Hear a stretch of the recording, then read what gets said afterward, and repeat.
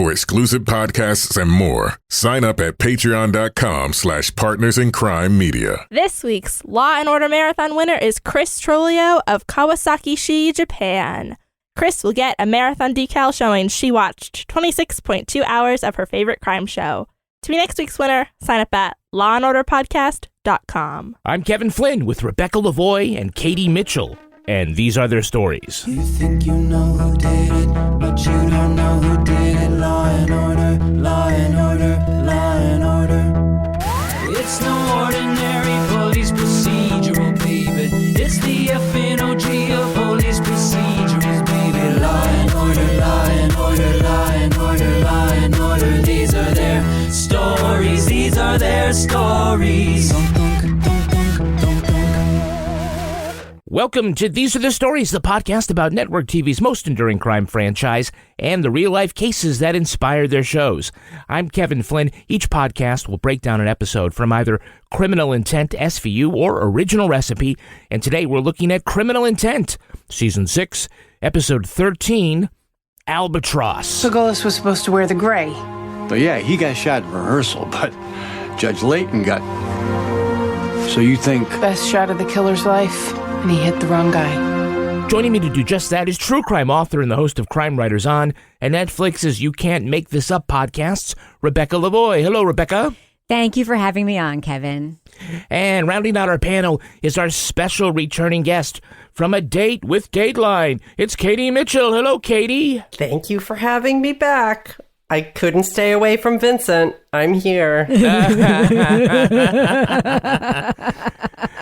So look, right now on SVU, they brought Stabler back for endless crossovers, and even the characters on the show say they don't know how to define the Benson-Stabler relationship at this moment, but it is enough to make the Benslers out there think it is finally happening. Their motto is E/O is the end goal. It's like a QAnon kind of thing. So, Katie, I'm wondering, do you have any thoughts about the relationship, about character relationships? Because for some folks, it's a big deal. Yeah, you mean between those two specific characters? Yeah. I mean, I have to kind of avoid that part of the franchise because I want it so badly for them. And I feel like I'm never satisfied. And I know that Kimberly, my counterpart on A Date with Dateline, has a red string wall that all leads to them getting together.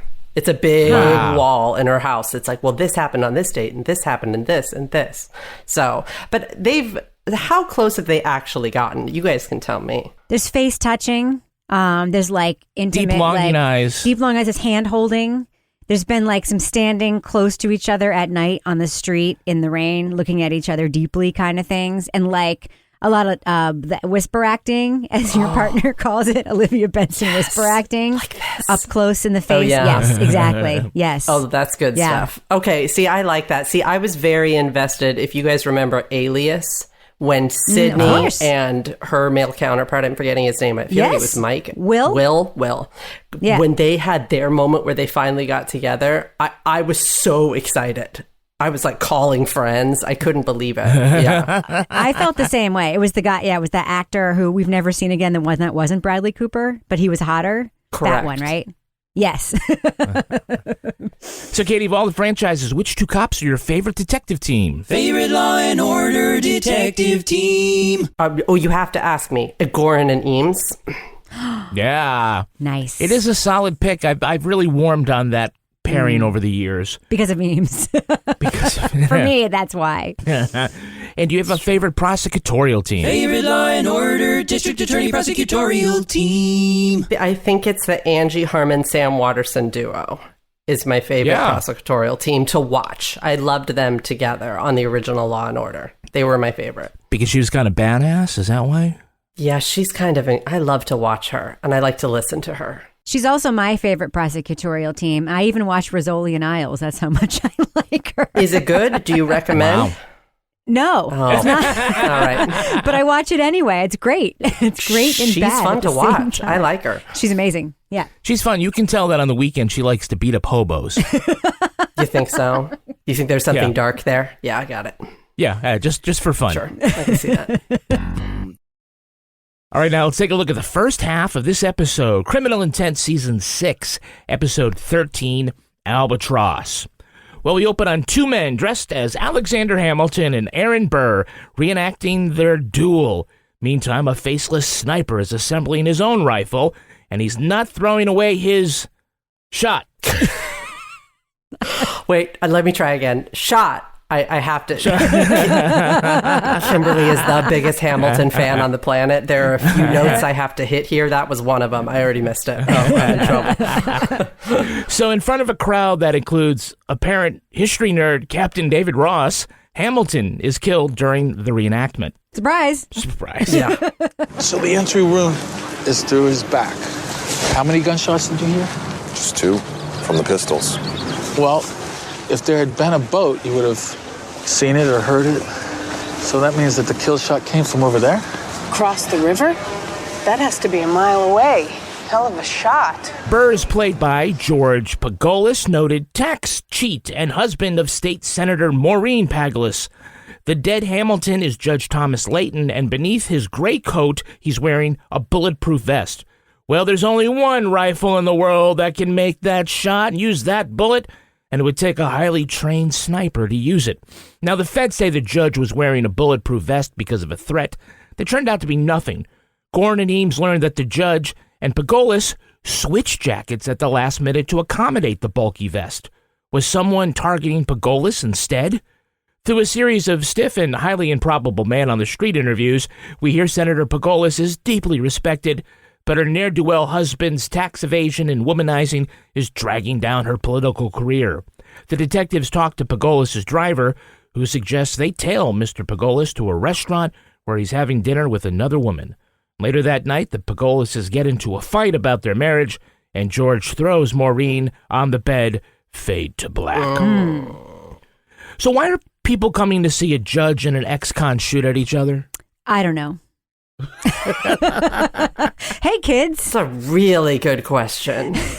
Like Ross is like, hey kids, let's go watch a duel. I mean, this isn't like the South with the Civil War reenactments, right? Somebody's paying for it, whether it's, the city or the Historical Society, or someone had to rent those damn costumes and stuff. There were not a lot of people there. Governor's Island is not easy to get to, so I have no idea. Photo op? That's not where the duel happened. Photo op. Yeah, there you go. Is that it? Maybe they set it up and there would be something. Was it on the anniversary? They don't mention that. No, it's just for fun, apparently. Yeah. And why would a judge do it with a tax cheat? They never explain that. They never explain why he is part of this at all. Instant justice? I don't know. It's really strange. So we have an Alexander Hamilton and an Aaron Burr, and because they're both white guys, we think the music would suck. Yes. But the show actually opens with Under Pressure from Queen and David Bowie. But who here is under pressure, really? I mean, if you're wearing breeches and a long coat, you're pretty relaxed. I have to say I was disappointed in the lack of...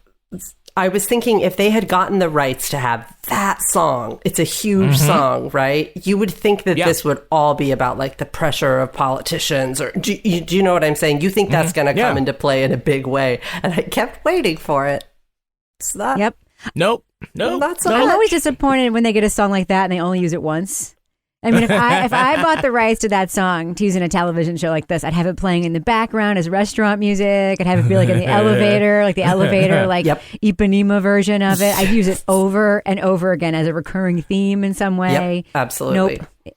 You'd think that they would use that song when Goren's about to interview somebody. Yeah, nope. Totally wasted opportunity. Totally. We do get a running commentary and views of the Vox Populi from an obnoxious TV commentator who looks and sounds like a real-life obnoxious TV commentator. Not only was George previously indicted for embezzlement and perjury, he's been a material witness in connection with several mob investigations. You mean Nancy Grace Light?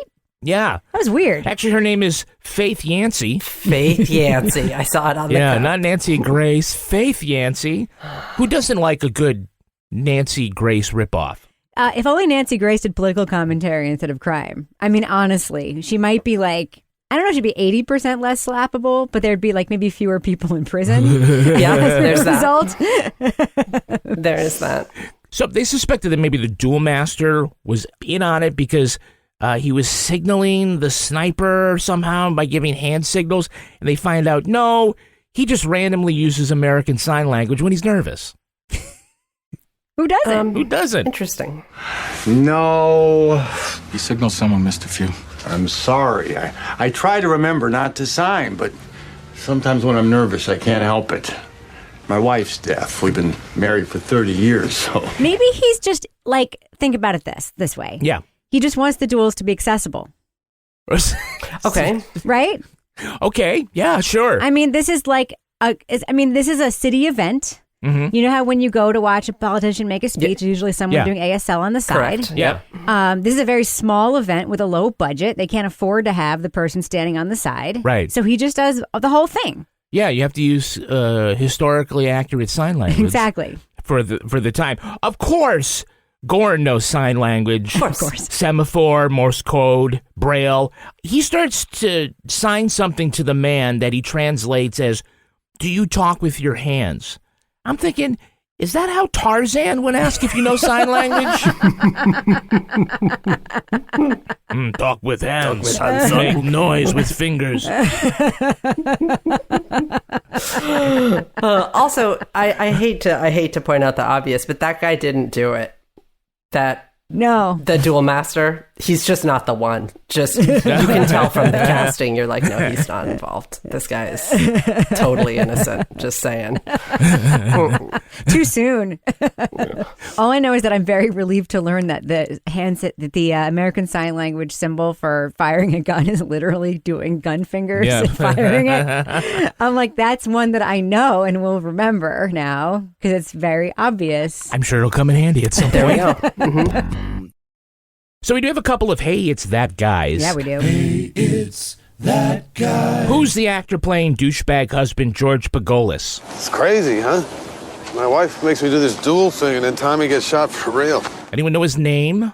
Xavier? Yes. Is it Xander? Xander Berkeley. Yeah. He's been in a million things. He was the backstabbing motherfucking federal agent in Air Force One. Yes. He was John Connor's dirtbag stepfather That's in Terminator where I'm from. 2. That's right. In Walking Dead. He also played George Mason in 24. Oh, yes. Of course. Yeah. He was the director of CTU, who flew a plane over the desert to detonate a nuclear bomb because there was no other way to do it. Thanks, Obama.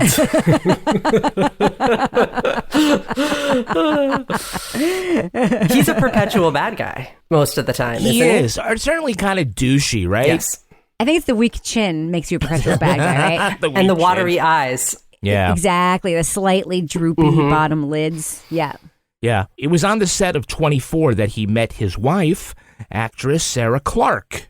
Oh. She was Nina, the backstabbing motherfucking federal agent there. So I guess it was a match made in heaven. Wow. He married Nina? Oh, okay. There we go. Yeah, they're still together, thank goodness. Xander is an accomplished painter and sculptor, and he even created his own makeup that he used when he had radiation sickness on 24. Wow. So he comes in, he's like, I'm going to do my own thing. Thank you very much. I brought this from home. I'm just going to apply it. I'm going to sculpt my own face. Yeah. Oh, every makeup artist is upset. Yeah. Oh, wow. So he came from home with his little glass jar and was like, I got this stuff. Yeah. I'm just going to... Maybe a Ziploc bag or something like that. Double bagged. Yeah. I think I'm interpreting my own radioactive rash. And I think this is what it would look like. Like, are you in the union? They're not going to allow that. They're not. That's shocking. Wow. Good for him. All right. So who's playing chauffeur David Aldrin? Oh, that hot, Tay Diggs looking guy? Yeah, I don't that? know, but he was really handsome. I get paid. By Mr. Pagolis. That's right. I get paid to drive and to keep my mouth shut. Mike Coulter. Yes, Mike Coulter. Yeah. Right now he's in the TV series Evil. He played Big Willie Little in $1 Million Baby, but he is probably best known as Luke Cage on Marvel's Luke Cage and Jessica Jones. Yes. According to the website, Luke Cage is a former convict with superhuman strength and unbreakable skin who now fights crime and corruption with his fists. Nice. Yeah. He's second cousin to Viola Davis. Really? Oh. Yeah. Huh. And he's got an Instagram in which he mostly just shows off his abs. I would too. Yeah. If you had those abs? Yeah, that tracks. Yeah, that makes sense. I mean, if I had abs of any kind, I mean, that's all I would do. Is just show them off? It's funny because it's like I judge people. I mean, I don't judge people, but like I don't. No, I don't particularly troll like looking for abs on Instagram. But when I see them, I just sort of like go by quickly. I just don't care. But I also have to acknowledge like I would also completely do that if I looked that way. I would 100%. I'd be like, I'm just gonna reach up and get this can of peas off the top shelf. Yeah, don't mind me. Casually take a photo of me doing that, sir. Yeah, I would 100% do that. The situation made a literal career out of it. Exactly. That is all he does. Exactly. It's just the situation. And not pay his taxes. Yeah. Jim Tan Laundry. Did you spot who made a cameo as the U.S. attorney? Yes, I did. Please let me do this All one, right, please. Rebecca, you got it. That is Mr. Kelly Ripa, otherwise known as Mateo Santos from All My Children, Mark Consuelos. If you're looking for suspects, the U.S. Attorney's Office betting pool is 6-1 George Pagolis. Thank you very much for letting me do that one. He was on All My Children when this episode aired, which also filmed in New York City. Yeah, about the time he left. It was about the crossover there. I think he was on All My Children until about 2010, if I remember correctly. Okay, whatever. He was on All My Children for a really long time, as was Kelly Ripa, his wife, they are still married, by the way. They are. Yes. He is currently on the TV show Riverdale. You know, I see him more as that's the Archie and Jughead. Yeah. Modernization. I see him more as a Veronica guy, not a Betty guy myself. Let's be real, though. Like, Kelly is the big earner. Sure. This is probably a hobby job for him. Let's give him something to do. Go on Riverdale, Mark. I actually think he's very handsome, and I was very happy to see him pop up in this episode. Would you like to see his abs? All I know, they didn't use him enough. When he popped up, I thought he was going to be the one who did it, frankly. That would make sense. Fun fact about Mark Consuelos. Yeah. I believe he performed the marriage ceremony of Howard Stern and his wife, Beth, when Howard Stern got remarried. Wow. Isn't that weird? Why? They're pretty tight, too, aren't they? Yeah, because they're friends. Like, they became friends shortly before that, and Mark Consuelos performed the wedding, if I remember that correctly. I love finding out about friendships like that, where people you sort of wouldn't expect. You're like, oh, okay, there we go. Yeah. I like it. It's like us. So before making it big, he was an exotic dancer in Tampa Bay. No surprise there. He was Magic Mark. Yes. No. His stage name was Meat. No, it was M-E-E-T or M-E-A-T? With an A. Yeah. Kelly Ripa. By the way, my stage name is Tofu. It's good. You just absorb the energy of everyone around you. Yeah, a little bouncy. Yeah, you're clean. Yeah, it's good. It's like a... Yeah, right. It's perfect. Mm-hmm. We have a repeat offender. Repeat offender. There's Geneva Carr from the TV show Bull, playing the Nancy Grace wannabe. NYPD, wake up. If this man isn't guilty, well, then Macy's doesn't sell pantyhose. She was in the original Recipe episode Reality Bites, playing an accountant who wouldn't come off her desk because she saw a mouse. Wow. We do have Hey, It's That Girl. Hey, it's that girl. Did you catch who's playing the CSU tech who knows almost as much as Goren? This gun is not a shoulder gun. Oh, he's the bipod. These scratch marks could be from the recoil. Took the shell casing with him. Shells come out hot? Very. To the right of the weapon. Who is it? It drove me crazy. I recognized She's her awesome. Instantly, and I was like, I don't know who you are, but I know you. That's Lynn Adriana Friedman. 4 criminal intent appearances as this part. She's had some bit parts in FBI, Sons of Anarchy, and Gone Girl. But she got her start as, ready? Yeah. A backup dancer for CNC Music Factory. Wow. The best. Guys, grab a girl. Don't wait. Make her twirl. Come on, what's the rest, Rebecca? Not going to do it. Not going to do it. It's your world, and I'm just a squirrel trying to get a nut to move your butt to the dance floor. So, yo, what's up? Yeah. Listen, she was awesome. She was like, give me 20 minutes and I'll tell you where that bullet came from. 20 minutes. Yeah, I'm surprised she and Goren didn't just fuck right there on the terrace. Oh, my God, that scene. 100%. That scene. You're smart and obnoxious as I am. That scene. Can we just talk about that for 2 seconds, please? Mm-hmm. This is where the scratch marks were, where the tripod was. This is where the burn mark is in the fake crash where the bullet came down. Then Goren says, this is where the shooter was. I'm like, no fucking shit. This is what you guys have been talking about for the last 10 minutes while you've been standing here. What else did you think happened up here, Come Goren? on, Goren. Way to underline it for us morons out here, Goren. Yeah, that's some Chester Lake level detective work. Duh. He tried. By the way, one line in that song from CNC Music Factory is, "It's gonna make you sweat till you bleed." Yeah. Gonna make you sweat till you bleed. Do you have Ebola? Why would you sweat and then bleed? It's just profuse sweating. I think we should just all be grateful we haven't experienced it. I mean, Yeah. it sounds like a trip to the hospital, but still fun, like a fun trip to the hospital. I'm dancing so hard. I don't know. You want to clear a dance floor? Sweat till you bleed. Yeah, there you go. It sounds like something would happen to a dancer named Meat. I got the meat sweats. You gotta let the juices settle. That's how you know he's done. So they go to the Y or some athletic club or something I was like like that. a bathhouse? What the hell was that? It didn't look nearly as seedy, but yeah, they would go to some place, there's a pool, and they're looking to talk to Pagolis. And there's some kind of bouncer who's like dressed for playing tennis. Squash. Yeah, right. Like, you know, how often do you need a bouncer down by the indoor swimming pool? I don't know. But he says that Pagolis is in the session and he can go in. And they walk in and he's naked on the table, face down, thank God. He's like, hey, I didn't know there were going to be chicks here. I mean, other than the two chicks already rubbing me down, you know? Yeah. Wow. It was a bathhouse, right? No. I'm not wrong. What was it?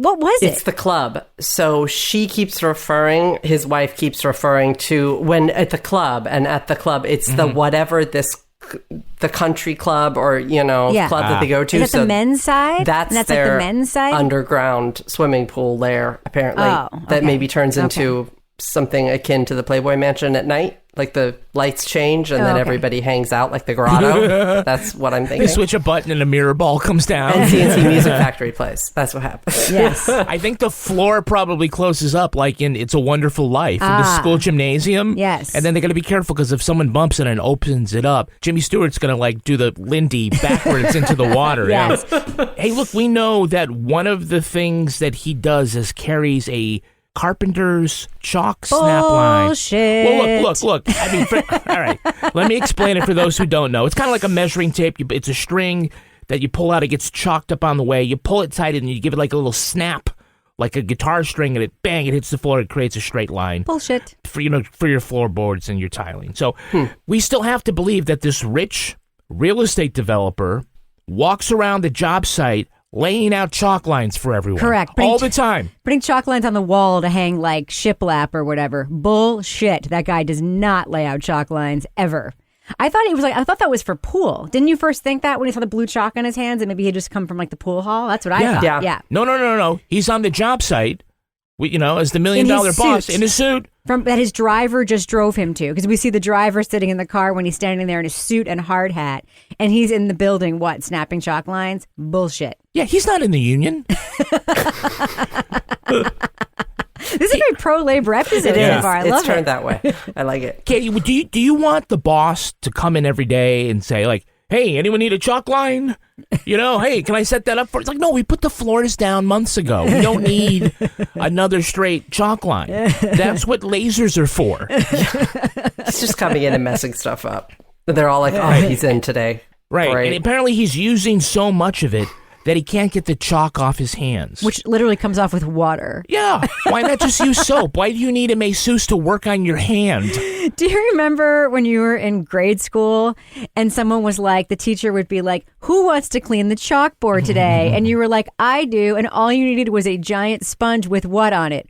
Water. Because literally that is all you need to get chalk off of anything is water. It is not special. Yeah. Apparently he's making so many chalk lines, he can't get it off his hands. It's fine on his pants, but just his hands are, oh my God. I guess if your hands were so dry and they were cracking, so it was like in the crevices of your fingerprint, that would no.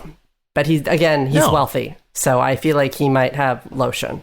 So Yeah. There's that. It's like if he was carrying around like a Phillips head screwdriver. It's like, I'm in construction. I might find a drywall screw that I got to put in all the way. That's how I make my $1 billion on this high rise.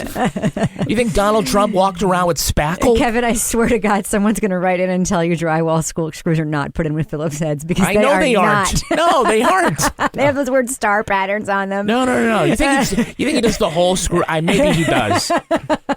Good catch. He's like, give me a hard hat. Jeez.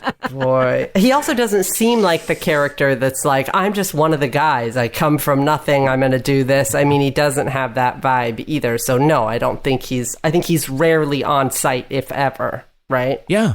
That's the one thing he always has, not a cell phone. Yeah, he leaves a cell phone in the car where his chauffeur can get it, but he's got his chalk line. Yeah.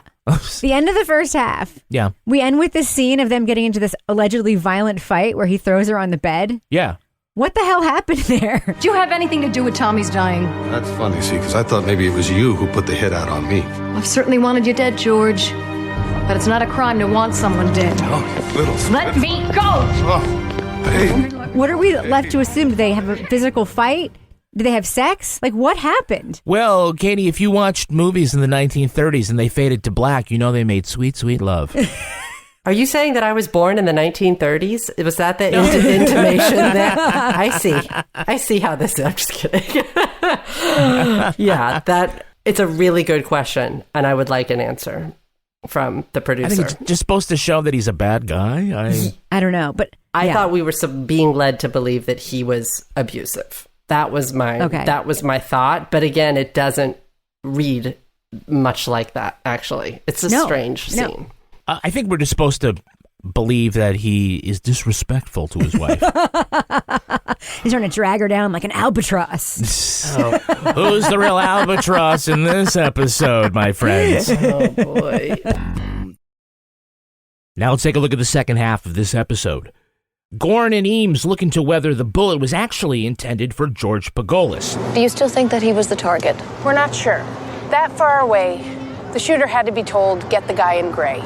So if the hit was meant for the judge, then somebody told the sniper about the costume change, and the only people who knew about the judge costume... and my husband. An informant says a guy fitting the Pagolis driver's description approached him about taking out a judge. The driver, David Aldrin, they start calling Dave O. Yeah. Dave O.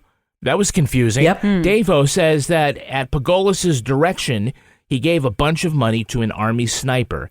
At the man's apartment, the detectives find he's been garroted and uncover the sniper rifle. His phone records show that he called Pagolis' cell phone the morning of the shooting. When they bring Pagolis in for questioning, he sets off the metal detector. The carpenter's chalk line in his pocket isn't wound with string. It's wound with the piano wire used to strangle the sniper. Wow. Pagolis says he's being set up. He claims his wife has been bugging his phone, so her audio tapes will prove that he didn't talk to the assassin. Well, he's right. They prove that Dave talked to the assassin on Pagolis' phone. Under the mildest of questioning, the driver admits to setting up the hit and killing the sniper. Why did he do it? To improve Mrs. Pagolis' political viability, the oldest motive in the book. Because they can't leave well enough alone, they got to ask more questions of Senator Pagolis. She admits she heard Dave's plan to kill George on her recordings, but didn't intervene. And when she saw at the duel that the men had swapped coats, well, it was too late to stop the plan. Well, look, it wouldn't be a criminal intent episode without a wild supposition based on circumstantial evidence. Right? So, the sniper had to have military training, Dave. Now, we know you weren't in the military, but your half-brother was. Come on. But you gotta have brother. He was in special forces. I bet he'd know some super snipers. Who among us does not have a distant relative somewhere in their family tree who was in the military who might know people? Yeah, he was in special forces. Wow. Who's also just the best sniper ever, right? Because they bring that up multiple times, that this person is the perfect shot. He's the one. He's Neo in his shooting ability. So it just so happens that that is Dave O's half-brother. maybe a dozen people on the Eastern Seaboard could have made that shot, right? That's what my CSU friend says at the beginning. Why not talk to them? Yeah. What are they up to? So the cleanup plan for this murder is to go to the apartment of the super assassin, kick in the door, kill him by sneaking up from behind him, wrapping piano wire around his throat, and then pulling it tight until the highly trained warrior is dead. Why not just shoot him in the fucking head? That would seem like a more efficient plan. A cleaner plan, perhaps. This super dangerous guy, we're just going to go in and kill him in the most dangerous, but intimate way possible. But it would be harder to plant a gun in George's pocket than it would be to plant a piano wire that looks like chalk tape. Oh, correct. Storyline wise, yeah. How come Dave's fingers weren't all covered with chalk? I don't know. You know, you had to pull the whole wire out, get the chalk out, put the piano wire in it. I love when they bust into that guy's apartment and Eames goes, No sign of the murder weapon. Well, no sign of the murder weapon. I'm like, you just fucking got there. Of course there's no sign of the murder weapon. Well, what were you looking for, an anvil? That would be like walking into our house and being like, no sign of the Le Creuset. I'm like, you just got here. You haven't even opened a single kitchen cabinet yet. Of course there's no sign of my crock pottery yet. Wow. Also, Davo wears gloves. He's a driver, right? So he would not have chalk. Yeah. There you go. He wears driving gloves. Wash it out of his gloves. Yeah, there you go. But can you imagine trying to thread that with your driving gloves? Yeah. And still keep all the DNA? I don't know. To a highly trained assassin. To say there's a plot hole in a criminal intent episode is, Maybe it's like a vacuum cleaner spool where you just like pull it real fast and then let it go and it just goes right in there real fast. Oh, yeah, I guess once you get it in, yeah. Yep. Okay. So they look around the apartment and Goren suspects something with the houseplant. So he walks over, rips off his rubber glove, and then inserts a finger like a dyslexic gynecologist. There's nothing wrong, by the way, with it. I mean, first of all, there's nothing that would disqualify you from being a gynecologist if you had dyslexia at all. Oh, okay. FYI. You can't do it in inverse order. Correct. Put the glove on. And okay. Yes. But I think what was going on there was that he was saying the soil on the plant would be dry if the radiator were a real radiator. Mm-hmm. And the soil on the plant was moist, even though the guy had been dead for days. And who the fuck was watering that plant? That was my big question. That's a really good point. The plant waterer just came in, stepped over the body. That's not my job, but my job is to water that plant. So I'm going to get that done and then just scooch out of here. Why wouldn't you just strangle the plants, too? I'm surprised you didn't just smell the gunpowder from a mile away. And... Yeah. So there's a subplot in which Eames admires Senator Pagolis as a high-achieving woman. A woman politician taking the fall for her corrupt husband. You never see it go the other way. You look up to her, don't you? Very much. Word to the wise, don't let that get in the way of your investigation. And she is miffed that her husband's failings overshadow her accomplishments, and she is not happy that Goren is making trouble for her. So they have this fight and make up before we know anything happened? Yeah. Correct. Are we all right? I hope so. Are we okay? You seem fine. You're having drinks together, guys. Did they not seem fine to you the whole time, Katie? Completely fine. That's why I was asking about this sort of subplot, because it's a little weak. It's hard to figure out exactly what's happening. It doesn't seem like Goren is going particularly hard after her. Does that make sense? Right. So I don't know where there would be a fight. Also, how often do they drink on this show? While you're waiting, can I get you folks something? I have a Glenlivet. Vodka martini double, easy on the vermouth. I was sort of surprised when he orders the Glenlivet and she orders the double martini. Double? Yeah. Yeah, Goren and Eames did not come to play. No. Yeah. They're like, they're on the job. Yeah. I loved it. We're having a drink. Yeah, I liked it too. Yeah. But this was what makes me suspect always, as I always do, that they shoot like double the amount of scenes they need, but the ones they cut are always the ones that would have been useful for us to understand what the hell is going on here. And that this is that, because she's obviously with her, right? Mm-hmm. Yeah. We never really see her do that a lot. Nope. Like we see like little hints of it, but we never really see him not be with her. And then it's like, are we okay? And I'm like, yeah, you guys seem fine. It's been 6 years. You're going to have to If you haven't tried to kill him by now, you're not going to. We've already established you're his mom. Everything's fine.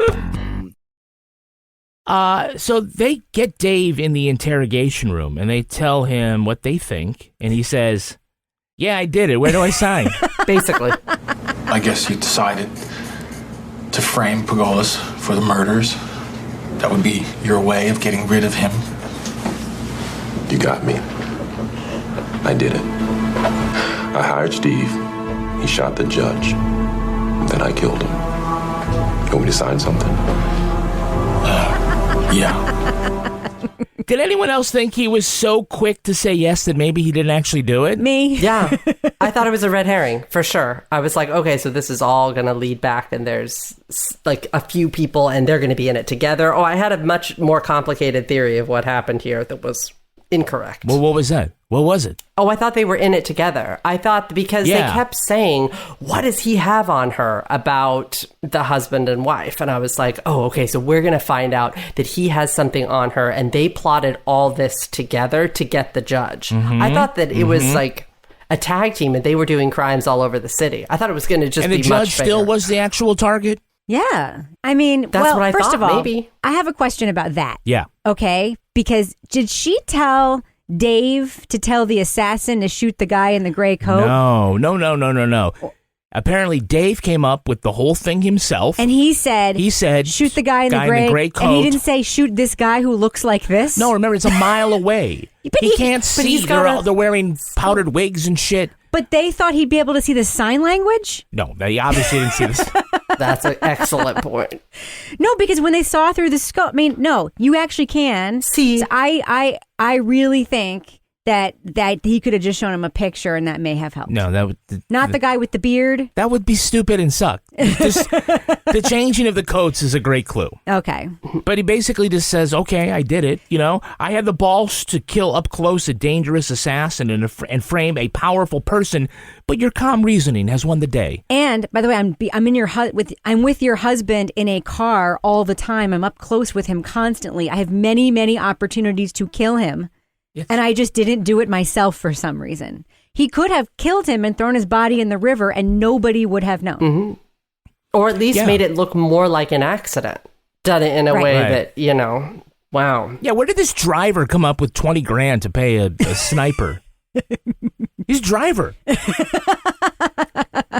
think he stole it from one of the mafia jobs. I was going to say, did he take it from an envelope? I don't know. I mean, maybe Pagolis is just like skimming so much money after being his own carpenter that he just has got mad money. Yeah, they both Goren and Eames looked like really surprised that he confessed. Actually, Goren looked a little disappointed. Yeah, that was easy. He had this whole Goren explication he was going to go through step by step, but he didn't get to do it. Tilt his head to the side, yeah. He's like, can you just not confess just yet? I have this whole monologue I rehearsed. You're going to love it. About I was how going to have my it. Perry Mason moment. Yeah. She was bugging every aspect of his life, and then what she actually is getting arrested for at the end is the fact that she was wiretapping without his knowledge. Not that she didn't stop the murder from happening. They never explained what the criminal liability of that would be. I mean, even like with one sentence, it would probably have cleared that up. But yeah, apparently this powerful politician is going to jail for wiretapping her own husband. No, she's not. She is. There's no way that would really happen. That would not, right? That's so small, isn't? Are you questioning the reality of Criminal Intent episodes? Never. Excuse me. Pardon me. Never. I wouldn't dare. So she was hiring people to like follow them around, kind of thing. This isn't very expensive bugging. This is especially when she said, I stopped listening to the tapes, but I couldn't fire the guy. It's like when you have a bad cleaning lady and you just you can't. You want to get rid of her, but you really can't bring yourself to because have you're not the conversation. The kind of person who can ever be mean to people. Like I can't relate to that in any way. You're just like, please let there be a pandemic and she can't come in the house, and we'll just ghost the rest of the time. Oh, just a nice exit. That's yeah. There you go. Just a nice exit, a nice non-confrontational exit is what we would really like, and I think maybe we've divulged too much about our personal life on this podcast. know what you're talking about, though. I do. My mother had a problem at the hair salon. She did not like her stylist and wanted to switch to a different one, but you can't in the same salon. You're done. That's it. Nope. That's too awkward. Not until they die. Until they die. Well, let's take a look at the real-life story that inspired this episode. It's time for a Rip from the Headlines. You think you know who did it. You think you know who did it. But you don't know who did it. You don't know who did it. Rip from the Headlines. This episode takes some inspiration from the scandals of Fox News personality Jeanine Pirro and her husband, Albert. Jeanine started her legal career as an assistant district attorney, but was criticised by bosses for seeking publicity and taking credit for others' work. She served as a judge for 2 years before being elected district attorney of Westchester County. Albert was a high-priced lawyer. Together they lived a lavish lifestyle, rubbing elbows with the likes of Tommy Hilfiger and Donald Trump. While they thrived professionally, not all was well within their personal lives. Albert was hit with a paternity suit by a Florida woman he claimed was unstable, but he was ordered to pay child support to his illegitimate daughter in 1998. In 1999, Albert was charged with conspiracy and tax evasion. He had illegally deducted more than $1 million of personal expenses as business write-offs. He was sentenced to 29 months in federal prison. Meanwhile, Jeanine Pirro ran for re-election as DA while her husband was behind bars. He was released on good behaviour after serving 17 months and completing an alcohol treatment programme.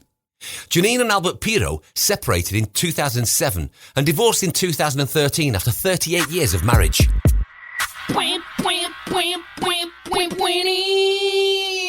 So, Albert Pirro was pardoned by Donald Trump 45 minutes before Biden was sworn in. Wow. Apparently, Trump woke up that morning and said he wanted to add one more thing, and that made everybody scramble. That was the last act of the Trump administration. Huh. It was? Oh, wow. Yeah, it was. They became friends on the social circuit, the Trumps and the Pirros. The Pirros held a masquerade ball at Trump's mansion. Jeanine was dressed as Queen Isabella of Spain.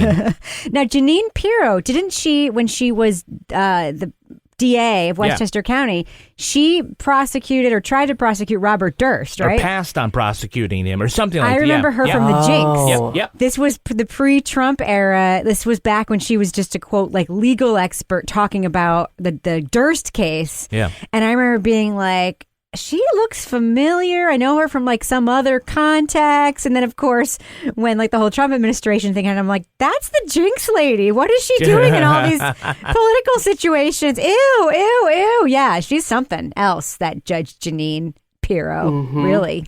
And Cicely, what's her name? Cicely Strong. I was going to say Cicely Tyson. Cicely Strong. Cicely Strong plays her on Saturday Night Live. Yes. It's a great impression. So, yeah, I think you heard that right, that her husband went to jail at the same time she was running for re-election as district attorney. And she won again, and her husband was behind bars. But he was serving his sentence at the minimum security federal prison camp at Elgin Air Force Base in Elgin, Florida. It has a tennis court and a secluded bay inlet for sunbathing. Camp Cupcake.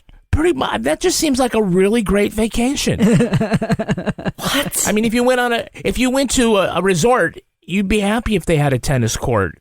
And not you. You don't play tennis. Well, I don't play. I'd have to learn. A person would be happy. Maybe. What? A sunbathing alcove? What does it have? Yeah. Come on. Yeah, it has a place to go sunbathing, and I mean, it sounds like a place you wouldn't want to escape from. It sounds better than our house. Yeah. It sounds better than our Well, not the Pirro's house. Some of the things that he illegally deducted as business expenses were vet bills for the family's potbelly pigs. Wow. And a Ferrari. Oh, that's suspect. I mean, I need this for my business. Ferrari business. Wow. I need these pot-bellied pigs. Yes, pot-bellied pigs. Does it say how many pot-bellied pigs? I'm just out of curiosity. Plural. Yeah. A number greater than one, apparently. I hate that you just said that, because that's like the only thing that could potentially make them likable, is that they had like cute pets. I hate it. I hate hearing that hateable people have like cute animals and that actually take care of them and take them to the vet. I hate that. But then there's a number that it's not cute anymore. That's why I'm asking. True. Is it 30? Yes. Or is it just, So, because some of it's upsetting. Maybe those vet bills were for euthanasia, and then I can call them evil again. Oh, yeah, that's probably the thing. It was that. he made his clients pay for the euthanasia of his potbelly pigs. Now you can hate him. Yeah, there we go. So, by the way, like on this episode, Al did have loose mob ties that caused Jeanine to drop a bid for lieutenant governor. And the tax arrest caused her to abandon a run for U.S. Senate. So instead, she got a job at Fox News, which is just so much better for society. They have very high hiring standards there, from what I understand. They do. Sure. She sent in a little pig with a bow. The best. Hire me. Little Tucker Winkson was its name. Porker Carlson. Porker Carlson. That's great. So if we hear loose mafia ties, you have mafia ties. Yes. Loose mafia ties means in you're construction. In deep. Okay. Yes. Well, the thing was that the FBI had a wiretap on some mob figures, and Pirro's name came up as having given a tip to somebody who was being investigated. So Jeanine is currently being sued for $2.7 billion. Symantec is suing Fox News and her for libel about its voting machines in 2020. I don't think she has the $2.7 billion. I know when she could get it. She's going to sell the Ferrari. Writing off that Ferrari and pot-bellied pig vet bill, right? There we go. So Albert spent $70,000 fighting a paternity suit so he wouldn't have to pay $400 a month to his loved child. $400 a month? Yeah, that would have been what he'd have to pay. Which, for that guy, come on, that's like 2 pot-bellied pigs. He's a champion. Wow. Yeah. By the way, now the daughter is seeking child support from him for her daughter, Albert's granddaughter. Man, that is the fuck that keeps on fucking. That is going to do it for us. We want to thank our guest, Katie Mitchell. Katie, where can our listeners follow you online? Oh, they can follow us at A Date with Dateline on Twitter and Instagram, and not TikTok, because I don't understand it. I'm going to try. I thought you were going to give it a shot. I've been saying that for about 6 months to a year. But don't throw away your shot. You beat me again. Kimberly, I love Hamilton. That's all you need And to Rebecca know. Lavoie, how can our listeners follow you? You can follow me on Twitter and Instagram, and not TikTok. I am there, but I don't do anything except lurk at Reb Lavoie. And you can track me on Twitter at Kevin P. Flynn. You can tweet to us at Law and Order Pod, or follow us on Instagram at These Are Their Stories Podcast. Our newsreader was Cy Frater. Our theme music was composed and performed by Uncanny Valleys. Content assistance from Travis Roy. Lily Flynn handles promotions. To get ad-free episodes of These Are Their Stories a week early, sign up for Stitcher Premium. All clips in this podcast were used in compliance with the U.S. Copyrights Act fair use exemption for criticism and commentary. Go to lawandorderpodcast.com and sign up for our newsletter for a chance to be our next Law and Order Marathon winner. These Are Their Stories was recorded in the Yoga Loft above the Bodega in Bay St. Louis, Mississippi studio, and is a production of Partners in Crime Media.